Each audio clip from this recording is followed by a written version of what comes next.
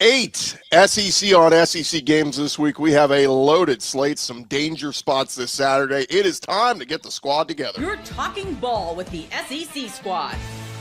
From Alabama to Tennessee, from Georgia to Oklahoma, from Auburn to Texas, it's the local experts of the Locked On Podcast Network bringing you scoops, breakdowns, and the most comprehensive preview of the upcoming SEC weekend. It's the SEC squad, and we have a seat for you. Hurt feelings and thin skins are prohibited. Squad up, you're part of the SEC squad. What is happening, everybody? Welcome into the SEC squad. Sit back, grab your favorite beverage, and join us as we get you ready for another week talking all things SEC. And today's episode is brought to you by FanDuel. Right now, new customers can bet just $5, and if your bet wins, you'll get $300 in bonus bets to use across the app. Download the FanDuel app today. Let's welcome in our squad this week. We've got Stephen Willis, host of Locked On Ole Miss, John Neighbors, Locked On Razorbacks, Jimmy Stein, Locked On Bama, Corey Burton, Locked On Vandy. I'm Chris Gordy, host of Locked On SEC. I think we'll have a few other squad members join us throughout the show, but let's dive into it, gents. As we do every week this time of the show, we start with give us a prediction for your team this week. Doesn't have to be a score prediction, but something that might happen in your game. Stephen, we'll start with you. You got a big one this week. Yeah, Trinidad Chambliss is going to make his first road start. He will not be intimidated by the crowd at Sanford Stadium, and he'll have a good game. Now, I don't know if that'll be enough, but I think he's going to perform pretty well. Real quick, what's the latest on Austin Simmons? Is he getting healthy? And what do they do there? Austin Simmons has been healthy for 3 weeks. Yeah, it's just one of those things. They're playing games. They're playing absolute games. Oh. Wally Pipp. You ride the hot hand of Trinidad Chambliss. John Neighbors, Bobby Petrino coming home as the home head coach of the Arkansas Razorbacks. Give me your prediction for this week. Well, Arkansas with Bobby Petrino as head coach was 3-0 against Texas A&M when they played each other in Arlington. And since that point in time, from 2009 to 2011, Arkansas has beaten A&M one time. And so, I think it's going to be an interesting one. I think it'll be fascinating. I don't like the matchup itself, but Arkansas also loves playing terrible at home. So don't like their chances, but hopefully they just know how to hold on to the ball and figure that out. Yeah, if you could give me a prediction that that Arkansas forces at least 2 punts, I'll maybe feel good about Arkansas. But if they don't force any punts, I don't think they have a chance. We'll get into that one a little bit later. Jimmy Stein, give me a prediction for Alabama. I think Alabama this weekend scores the most points they've scored in an SEC game so far this year, but also give up the most points they've given up in an SEC game this year. Kind of a bit of a track meet in Tuscaloosa Saturday night. Yeah, I don't think we'd be shocked by that if that happened. A score fest breaks out in Tuscaloosa. How about Corey Burton? Give me a prediction for the Vandy Commodores. I think it's going to be a relatively low-scoring slugfest at the 11 a.m. kick on ABC. LSU's having trouble. They put up a ton of yards, but they're having trouble putting it across the goal line. And Vanderbilt's going to play ball control a little bit, and I think that method is going to favor the Commodores. Big game for both those teams. Jay Smith jumping in with us from Locked On Sooners. You guys have a big one coming up this weekend at South Carolina. Another one. Give me a prediction for Oklahoma. Yeah, we got another big one coming up this weekend. It feels like we're going to actually have 4 straight big ones, so let's just, keep it real there. But, no, I do think that the Sooners get back on track a la the Michigan game in this one. South Carolina's been struggling on the offensive side like a lot over the last few games, and so I think we could take advantage of it. So I kind of expect us to probably – I can see us offensively doing real good and having our defense really give South Carolina problems. Yeah, I feel the need to just point out that somebody pointed this out on Monday, and I've been echoing it all week long, that the teams that currently ranked 1, 2, and 3 in the polls, Miami, Ohio State, and Indiana, their remaining schedules currently include no ranked teams. How do you feel about that, Jay, knowing what Oklahoma's got the rest of the way? Look, we got and shockingly, because South Carolina's not even ranked now. They were going into this at the beginning of the season. This was actually a part of that gauntlet. But shoot, every game we play for the rest of the season is against a ranked team. It's just so disrespectful. So disrespectful. Yeah. So Welcome to the SEC, I guess, right? well, Exactly, right? The outsiders go, well, yeah, if you rank all the SEC teams, of course, when they play each other, it's ranked on ranked. They're ranked for a reason, dummies. They're not just we're not just putting them up there because we just want to prop up the SEC. And by the way, this was the case before ESPN and ABC had all the TV rights. People keep saying, "Oh, it's because they have the TV rights." No, this was the case before this. 20 years, yeah, at least. Let's jump into it, gents. Let's start because we got 8 games to take a look at. Let's start with the big one, 2:30 Central on ABC. Number 5 Ole Miss at number 9 Georgia. College game day will be there. Of course, Ole Miss won this game a year ago. Steven, what's the key to victory for Ole Miss? Stopping the Georgia run game. Georgia, ever since Vince Dooley, have been running back dominant. If you can make them one-dimensional and force Gunnar Stockton to beat you throwing the football, maybe he does it, but that's the path of easiest resistance, because if Georgia is able to run the ball and Bobo is able to get the play action pass going, this wide receiver group for the Georgia Bulldogs is much better than a year ago. It's going to be imperative that Ole Miss stops the running game. Anybody else got a feel on this one, Ole Miss at Georgia? Well, Georgia's defense has to figure things out a lot sooner than they did against Auburn, or Ole Miss is going to run them out of the building. I mean, it was the first half up until the punch out on the goal line was absolutely atrocious for Georgia's defense, and they can't do that, or Ole Miss is going to 50-piece them. Yeah, to me, the Washington State game was not a true indication of who Ole Miss actually is. That was the perfect example of an overlook. That was a perfect example of a trap game. I tried to tell, I mentioned that to some folks before. I was like, hey, man, Washington State's going to give Ole Miss problems only because Ole Miss has Georgia the next week. And that's exactly what it looked like. It just looked like they just was discombobulated for a game that they shouldn't have been. And rightfully so. Georgia is going to be a tough challenge, but Georgia isn't the Georgia of years past. You can see there's some cracks there. There's some spots you can take advantage. And I think Ole Miss, if they are willing to just air it out nonstop, just like in the Tennessee game, they have a good chance of being spoiler out there. If I flip it, oh, go ahead, Jimmy. I think Ole Miss through the first half of the season has looked like a better football team than Georgia for much of the first half of the season, but it's also very difficult to imagine or wrap my head around that Georgia could have 2 home losses already. Yeah, I was gonna say that the other, if I were to flip this, I would say Ole Miss, I think strength of schedule is somewhere like 86 or 68, something like that so far. Georgia's is top 10. This is the first true real test for Trinidad Chambliss outside of the confines of Oxford. Maybe the clock strikes midnight on Cinderella because Georgia held Auburn to 50 yards of offense in the second half. Maybe the Georgia defense goes, we found ourselves. This is who we are. And, maybe Trinidad looks more like the Ferris State quarterback. Look, maybe not. If Ole Miss wins this one, I think they're going 11-1. I mean, I think that's a lock. They're going to Atlanta if they win this one, in my opinion. I agree. Yeah, I think so too. But the thing about the Ole Miss side of things is, like, I just see how many one possession games that they've won this year, which is great because, I mean, you win, and that's what shows you how good of a team you are. It just makes me wonder, it's like at some point in time, is that going to be one case or the other? Does that show just how good this team is and how experienced they are and how much they are just built for this? Or is it more of, hey, you've been playing with fire a little bit and it's going to come back and get you at some point in time? To me, it's fascinating because, again, I don't think Georgia's, like has been said, as good as what they were previously. But I also feel like Ole Miss, you got to go all in on this one, because I agree. If you win this game and you're Ole Miss, you not only will be going to Atlanta, you better be going to Atlanta, because there'll be zero excuse for you not getting to Atlanta for the first time, not getting into the playoff. And Lane Kiffin, he'll never get it done. If they beat Georgia and they still don't get into the playoff, they'll never get it done under Lane Kiffin.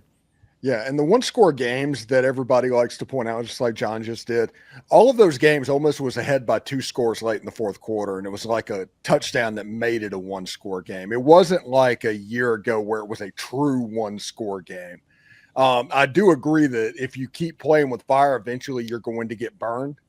But they've looked increasingly good, except for that Washington State game, which – listen, the rumor is that Lane Kiffin was practicing for Georgia and the Ole Miss Rebels during the bye week. And he said we did it for 2 days, and I view it kind of like military technology, where what you hear is only about 20% of what is there. So if he admitted to 2 days, he probably did it closer to 5 or 6. Well, just tell them do not say get your popcorn ready, because that thing could get really ugly really fast. That was one of my keys. Whenever I gave the keys this weekend, is like, Lane Kiffin, stop it. Just coach the game like you did against the Georgia Bulldogs a year ago. Take the points. Be extremely boring. Don't go crazy. There's several things that could get Ole Miss in trouble in this game. One is Trinidad Chambliss playing, and he kind of like the crowd gets to him, because this will be the biggest crowd that he's ever played in front of. So if that happens, that's a problem. An early turnover, short fields, Georgia. There's several different ways for Georgia to win this game, because, other than Alabama, they don't lose in Athens, basically. It goes back to the South Carolina game in 2019. John, Go ahead. We'll see how it goes. I feel, let's just say, cautiously optimistic about this game. Real quick, raise your hand if you think Ole Miss gets it done in Athens. Okay, only Steven. All the rest of us are going to stick with Georgia at home. All right. I like others, can't fathom Georgia losing at home twice. It just doesn't sound right. Until I see it happen, it's hard to believe it happened. It's one of those things. Yeah. Nothing against even Ole Miss. It's just I need to witness it in real life, and then I can say, oh, okay, well, it is possible. Schumann and Bobo better get going in the first half. That's all I got to say. Somebody said SEC teams, only one SEC team loses at home each week by average. Texas plays in Kentucky. So there we go. There's the average. Yeah, fair point. Yep. Coming up next, guys, we will touch on two of the other big games happening this weekend, starting with LSU at Vandy. More squad show coming your way next. Back to the squad show in just a second, but when the opening whistle blows on a new repair, get your crew moving forward with SupplyHouse. Order today and see parts on your doorstep tomorrow. Over 280,000 plumbing, HVAC, and electrical items from the most trusted brands in the business. Their real-time inventory and honest lead times keep you from punting on projects, while their industry-leading customer service always has your blind side covered. If you need parts fast for a project you're getting started on, SupplyHouse, they got next-day delivery. Talk about a game changer. The part finder tools and 3D schematics can save you hours on jobs where every detail matters. And you can join their free Trademaster program today and start scoring some serious perks like priority shipping, lower prices, even a dedicated support line to give you that attention that you may need. Visit supplyhouse.com and you can sign up for free and use our promo code SHCollege5. That's going to get you 5% off your first order. That's over at supplyhouse.com. Real people, real service. This episode also brought to you by our friends at FanDuel. And, of course, NFL season, we're in the thick of it. College football as well. And FanDuel still got that offer that you do not want to miss. If you have not signed up yet, take advantage of it. Right now, new customers can bet just $5 and get $300 in bonus bets if you win. That's right. You pick a bet, you put down $5. If it hits, you'll unlock $300 in bonus bets to use across the app. Very cool stuff there. Of course, FanDuel giving you plenty of different ways to get in on the action, from parlays to player props, even the live lines during games going on at that minute. You can make it happen. Makes watching football even more exciting when you got a little something extra riding on the action.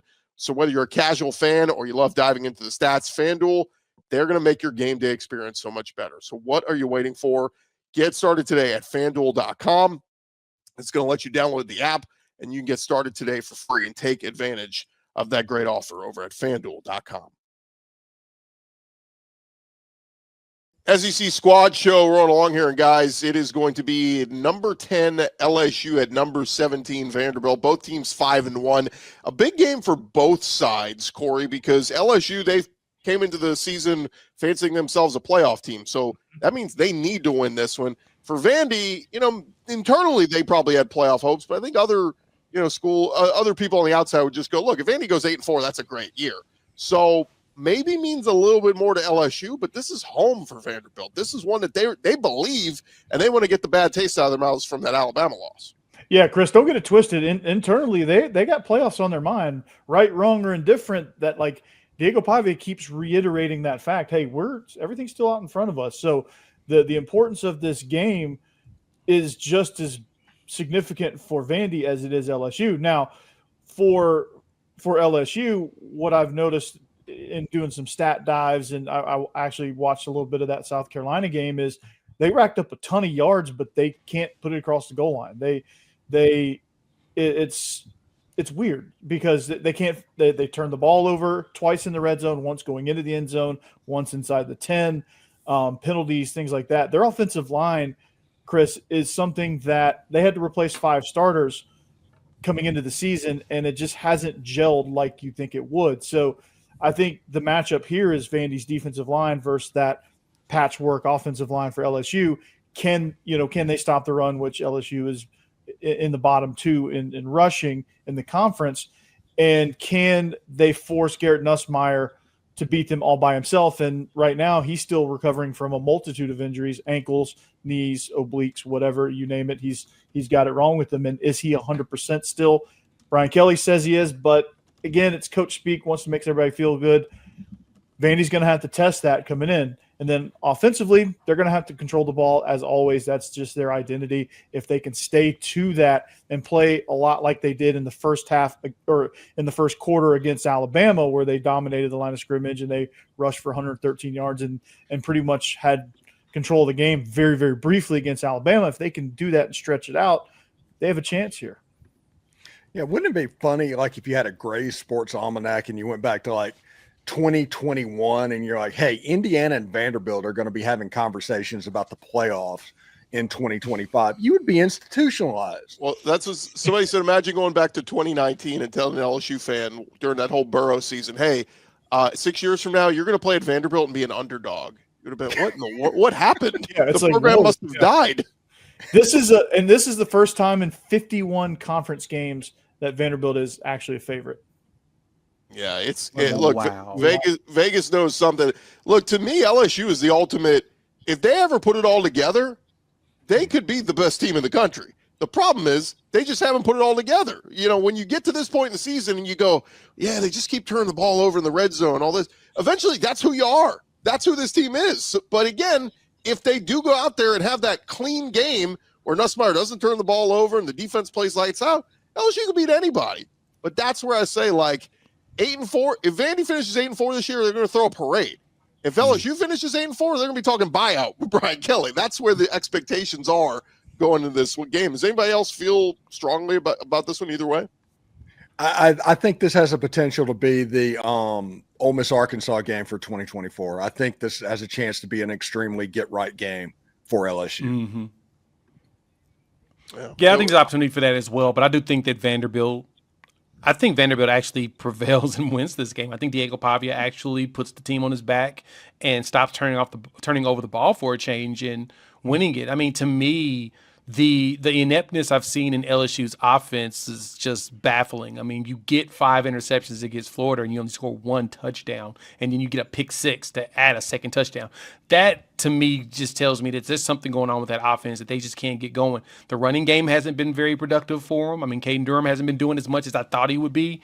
It's not – they're struggling, and it feels like – he missed the Ole Miss game. You need to, put that in there. But yeah, and that's fair. I mean, in the games he's played, it's just like last year he kind of came out of nowhere. You're like, oh man, they've got him such a good freshman running back. He's going to do some stuff, and not so much. So it kind of feels like the offense is protesting against Brian Kelly to get them fired.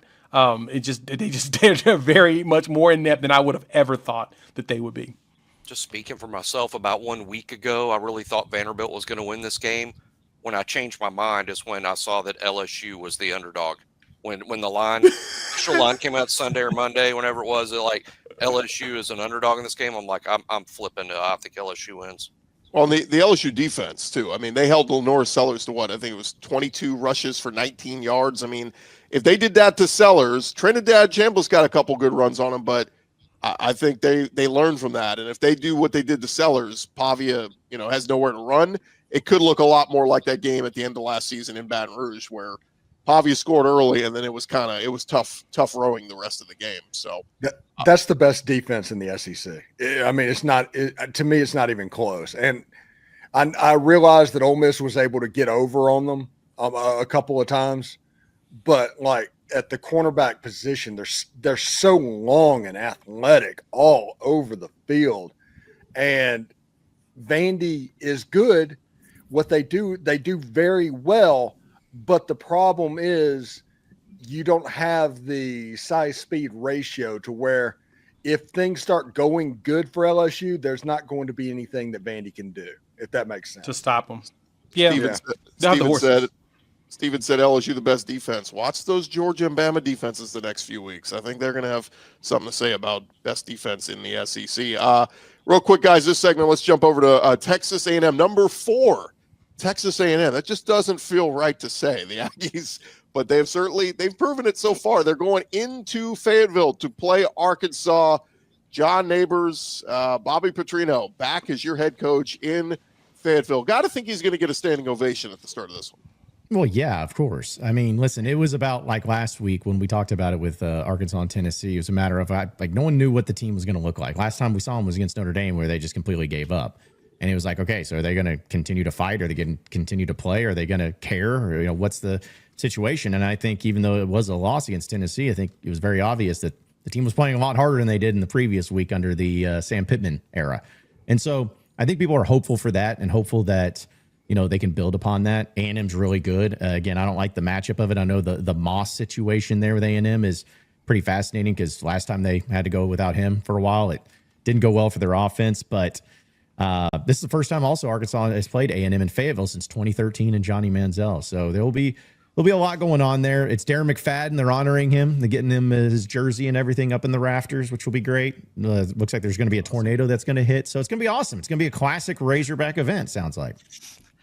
I think SEC road games are where undefeated records go to die. So I'm not going to be shocked if Arkansas pulls this off. Well, look, the Cam Newton jersey retirement didn't go well. Let's hope the Darren McFadden jersey retirement goes well. Yeah, I don't know, man. Like A&M has left Kyle Field once this year, and that was at Notre Dame, and it took a miracle and a prayer for them to pull that one out. Give them credit. They found a way to win, but I just keep looking at it. Like, that's why I say, like, if Arkansas's defense wasn't so putrid, if they could just get a few stops, I'd love them in the upset. I just don't know if they could slow down Marcel Reed. Well, see, and that's the problem is that it's like if they just didn't fumble the ball, Sam Pittman would still be the head coach. Like, it's just simple things like that. And that's what's kind of been the MO for Arkansas is just they do the little things that make them lose these games. And it's extremely frustrating to watch. And so that's where it's like I feel like Arkansas will be competitive. I think they should be competitive. But it's like I'm looking at these spreads and whatnot, and I see that Arkansas is as big of an underdog against A&M as Ole Miss is against Georgia. And I'm like, what? How does that make sense at all? But it's the truth. It's going to be a game that I think will be hard fought. I think Petrino's going to have a game plan, and as long as you keep Taylor Green upright. But if you keep fumbling the ball, it doesn't matter. You're going to lose, and A&M's a good enough team to beat you. Real quick, guys, show of hands. Who likes Arkansas to upset A&M? Raise your hand. Yeah, I'll go. Oh, Okay, all right. We got 2 in there. We got 2. Idiots. They helped me Oh, we got 3. Surrounded by morons. I'm telling you. Hey, real quick for rewind, Vandy at LSU. Who thinks Vandy beats LSU? Raise your hand. I mean, probably just me. But I know. Okay, so 4 of I'm you. kind of on the Vandy train. Whoa. I just want it to happen so I can laugh. Come on, Corey. Come on, Corey. You know I've been on the more Vandy train indictment this on whole time. LSU Oh, at yeah. this point. I know you have been. That's and I appreciate that. I'm We a welcome closet Vandy fan. We welcome in our buddy Eric Kane, the Locked On Vols. When we return, guys, some more big, massive matchups this week, including the 3rd Saturday in October. We'll discuss that coming up next. More Squad Show in just a second, but first, Mazda. Mazda crafts cars for those who do more than simply move. Mazda delivers confidence with every ride, with more IIHS Top Safety Pick awards than anyone else. From footwork to breathwork, athletes, they sweat all the details. Mazda, they bring that same attention to how they craft every model. And you can feel the Japanese craftsmanship in every detail, from the metallic accents to the available Nappa leather upholstery. You can make everyday drives feel like anything but. From smooth handling to intuitive controls, and with the all-wheel drive standard in every crossover SUV, you can drive with confidence throughout almost any season. Like our players, we sweat every detail, because when you make every move count, impossible becomes irrelevant. Mazda, move and be moved. If you're looking for a new vehicle, recommend our friends at Mazda. Check them out today. Mazda, move and be moved. All right, guys, 6:30 Central on ABC. It is number 11 Tennessee at number 6 Alabama. Tennessee has won 2 of the last 3. It just feels weird saying that because they lost, like 16 in a row. But 15, get it right, 15. Whatever it was. Eric, Jimmy, help us out here. What are you feeling on this one? Go ahead, Eric. I mean, John can attest. Arkansas just played Tennessee. It's an explosive offense. It's a fun offense to watch. Got a really good quarterback. Defensively, man, you can sack the quarterback for days. You can take the football away, but anything else, just garbage right now, to be honest with you. I mean, Tennessee run fits are awful. They can't defend the pass. It's the definition right now of boom or bust because, again, you are leading the nation in sacks, and you are top 10 in TFLs, and you're number 2 in defensive touchdowns. And you're like top 10, I want to say, in takeaways. Yet you can't defend the pass and you can't defend the run right now. They're getting healthier, but man, it's so frustrating. So I mean, I thought the Tennessee-Arkansas game went about like I thought it was going to be. I thought Tennessee would pull away in the end. It had a 17-point lead in the second half, and should have known Tennessee was going to let it come back and is going to 3-point deficit. So I say all that to say I think Tennessee will go on the road. It's a place Tennessee has not won since 2003. I think Tennessee's going to score a lot of points, just because I don't think that.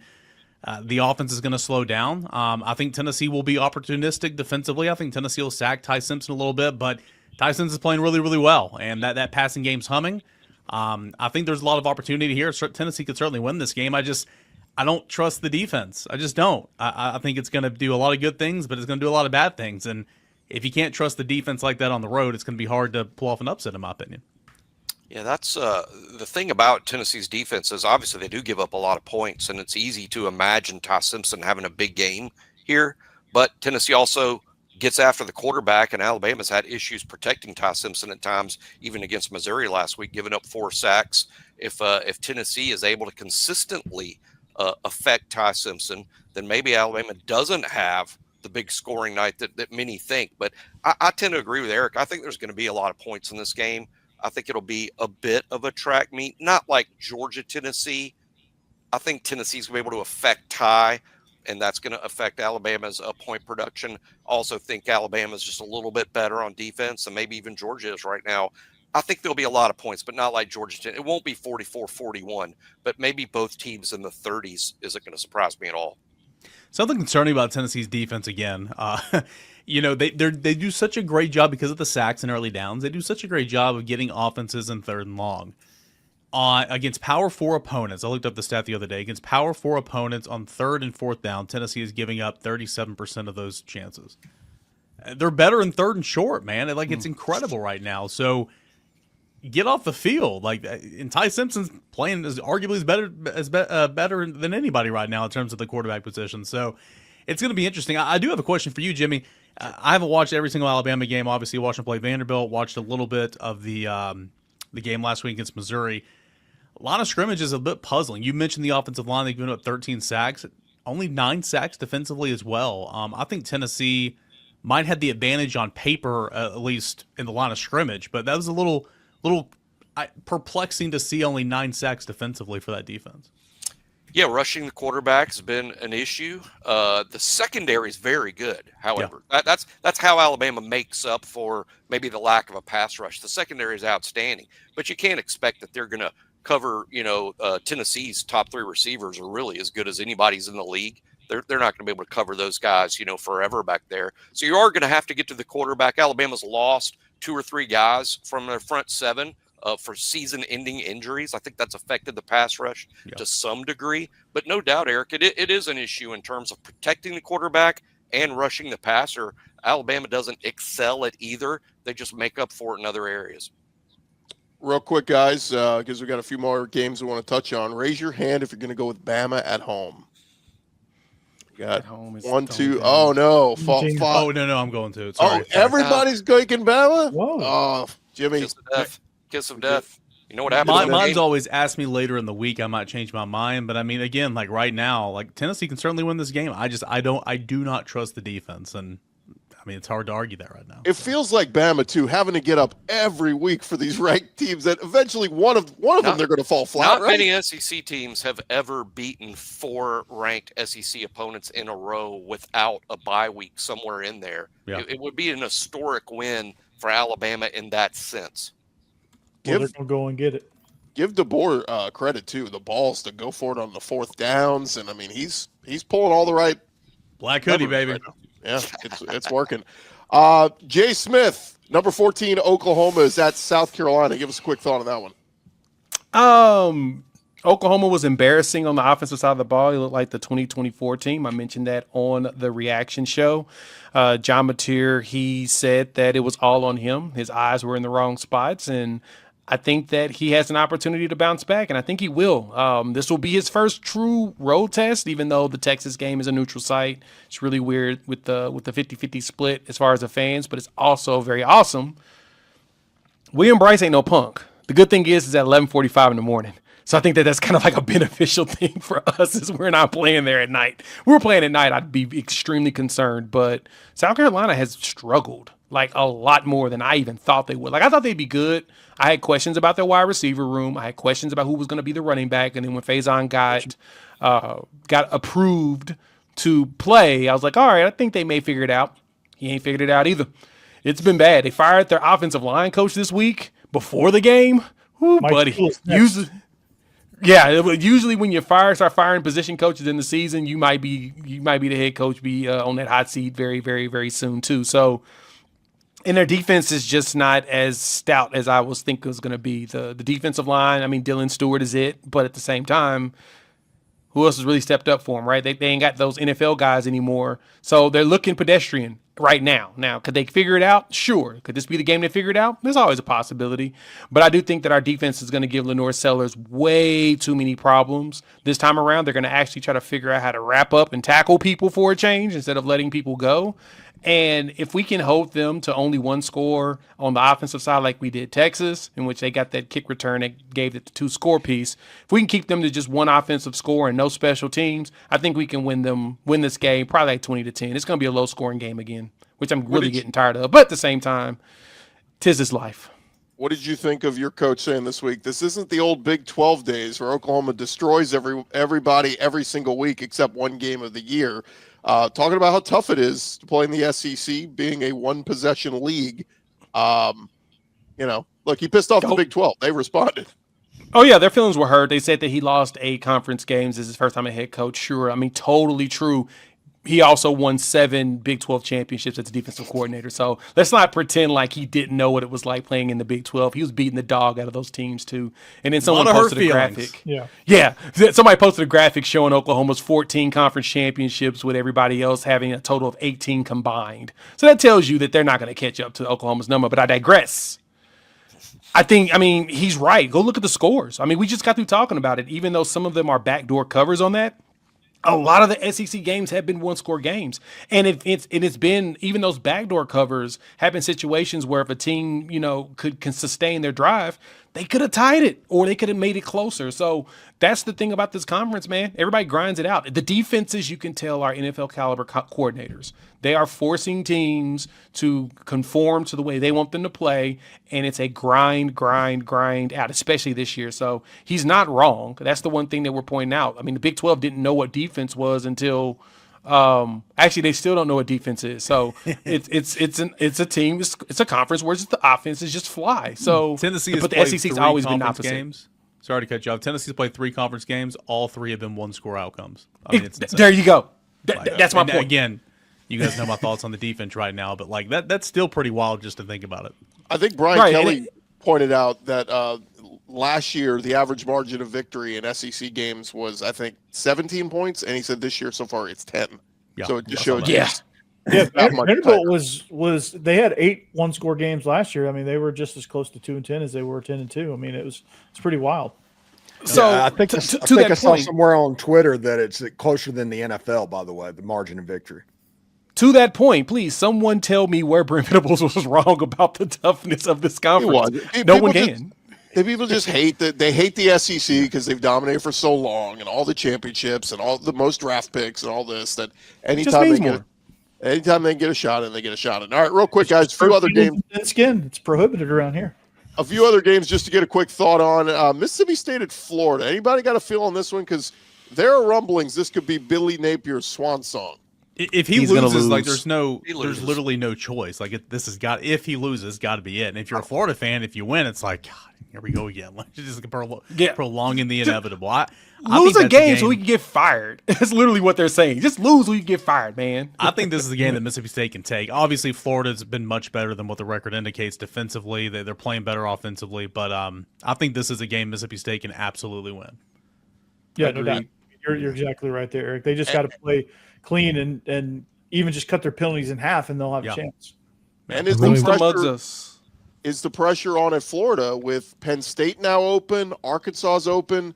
Maybe Florida's like, we got to get Napier out of here so we can start vetting some candidates here. The vetting Franklin's probably already going on. Yeah. They're vetting them anyway. Everybody they've already called about it, but James Franklin in Florida would be scary as heck. Oh, it would be. We saw what he did at Vandy when he was there. He'd be terrifying down there with the program that feels like they really, really, really, really want to win and has shown that they can win at certain points. Now, I think they're still cursed for firing Dan Mullins after, the success he had there. They're going to probably, if they do hire James Franklin, it probably may get worse just because they're in purgatory for being disrespectful to the football gods. But whomst among us would have believed me if I told you that Mississippi State was coming in this game 4-2 and Florida was 2-4? Yeah. Well, neighbors, what was your tweet yesterday? Oh, I had a lot of them, so you're gonna have to remind me. about James Franklin and Hog fans. Oh, well, I mean, just that they're idiots if they don't want James Franklin. I mean, which apparently people in our Razorback land be like, you're an idiot if you think that James Franklin would be better than Sam Pittman. I'm like, you're the reason why the education is so low in Arkansas. It's so bad. But we'll say, don't be including Gordy, Arkansas in the college football coaches searches or anything. We got our coach, buddy. Okay. We got our coach. Well, look, don't get me wrong. Fans say that. Petrino wins some games here. That you might be right. Two other games to touch on real quick, guys. Number 21, Texas at Kentucky. We know Kentucky, Mark Stoops' days are kind of numbered here, but I'm looking for, is this a game that does Arch kind of have that big, he had a great game against Oklahoma, I say good, not great, but if he throws for 300 yards, 3 touchdowns against Kentucky, this could be the coming out party, right? Arch getting some confidence. If he's going to do that against any team, it would be Kentucky. This also could be Kentucky Ole Miss 2024. Yup, exactly. This could be exactly that. This could be the hangover from that win, that emotional rivalry win. They go to Kentucky and Kentucky beats them up, and they end up losing it. They're not ready for. It's going to be a rock fight that he may not be prepared for. They're probably overlooking Kentucky because Texas has right after them Mississippi State on the road back-to-back weeks, and then Vanderbilt. They could be trying to overlook them and say, we need to prepare for Vandy. Games to overlook Kentucky for. Gotta love that. It's crazy that people are overlooking teams to play Vandy too. Isn't that crazy? Look, that's amazing. And I'm here for that.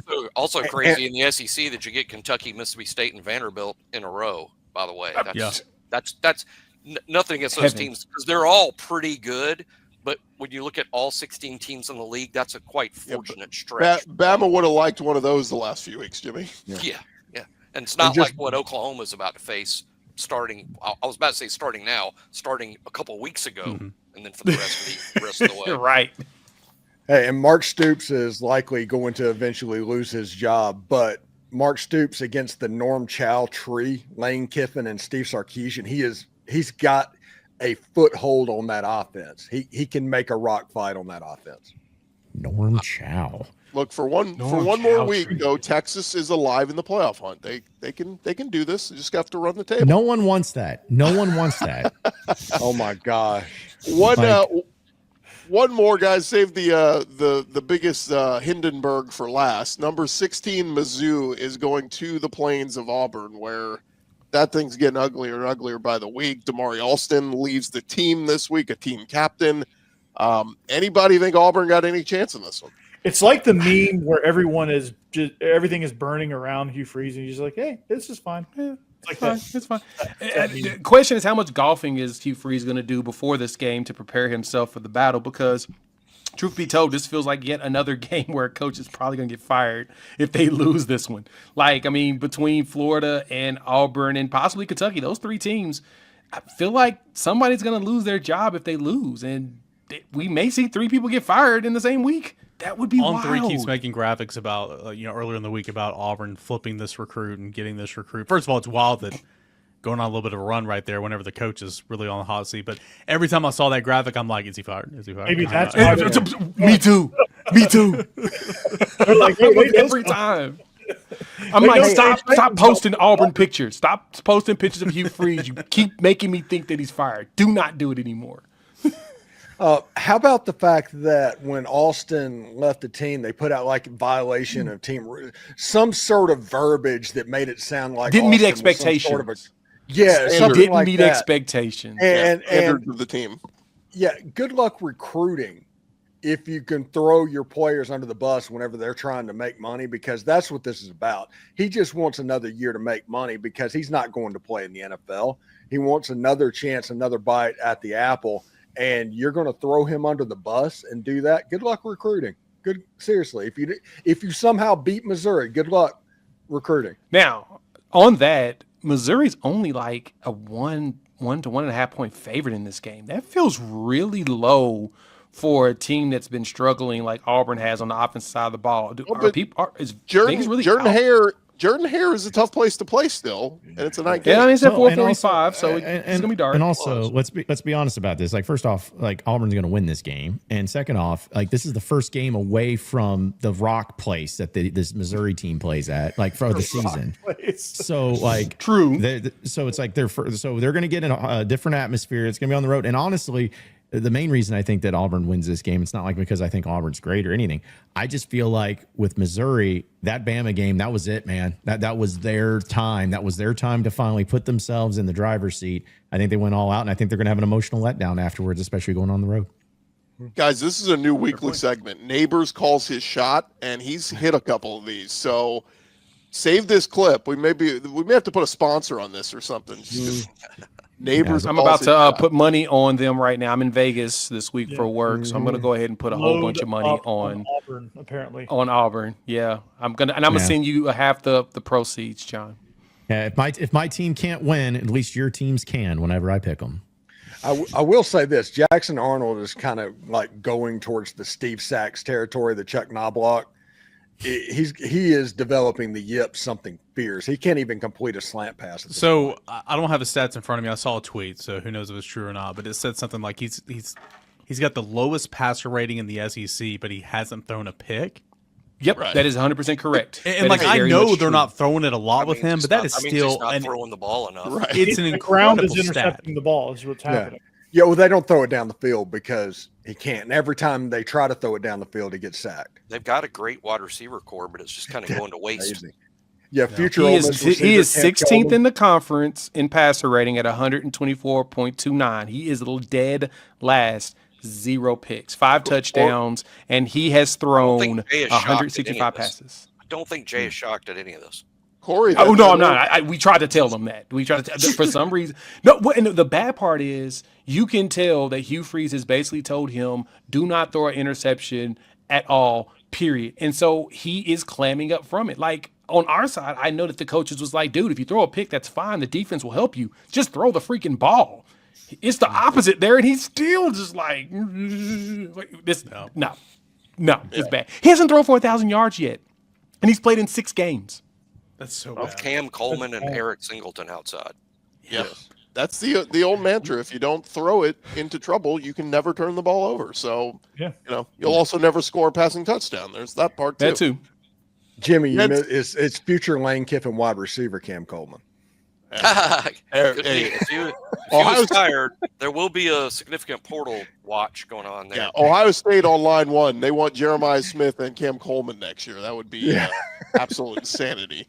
But, gents, it's been a good week for the squad show. Hopefully, we wish good luck to all your teams this week, and hopefully none of them lose. Eric and Jimmy, sorry, one of them has to lose. Remember to follow and subscribe to Locked On SEC, or your favorite SEC school will be covering your team every day throughout the season. Part of the Locked On Podcast Network covering your team every day. For Jay, Steven, John, Corey, Jimmy, Eric, I'm Chris. We'll talk to you guys next week on the Squad Show. Peace. Go Balls. Go Balls. Anchor down. Howdy toddy. Boomer Sooner. That Texas A&M dog sucks.